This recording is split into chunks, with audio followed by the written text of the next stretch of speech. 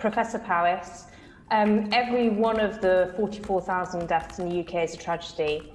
Over 60% of healthcare workers who have died during this pandemic have been Black, Asian or minority ethnic. What are you doing to protect this group of staff? And may I just flag, Professor Powis, your reference to the term Far East. It's an outdated term and it is one that is only Western in its view.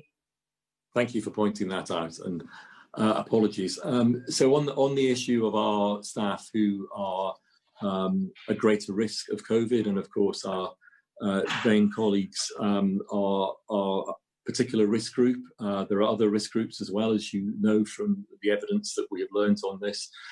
It's absolutely critical that we support them, and it's absolutely critical that all our healthcare organisations and in all our settings there is that support in to identify their particular needs and make adjustments to work settings and work environment and their own work where needed. So we have been working on this during the course of the epidemic, and particularly as the evidence has emerged over those individuals who are most at risk of complications and harm from COVID-19. And as you are probably aware, a number of weeks ago now, we worked with independent experts, NHS employers, to formulate a risk assessment, a risk framework and a risk assessment tools that were distributed out to organisations.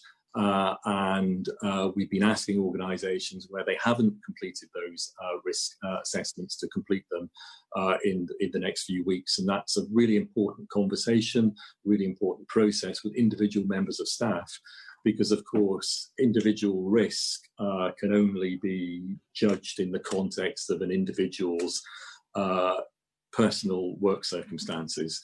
And where adjustments need to be made, and that could be redeployment to another work setting, it could be working from home, it could be a variety of measures.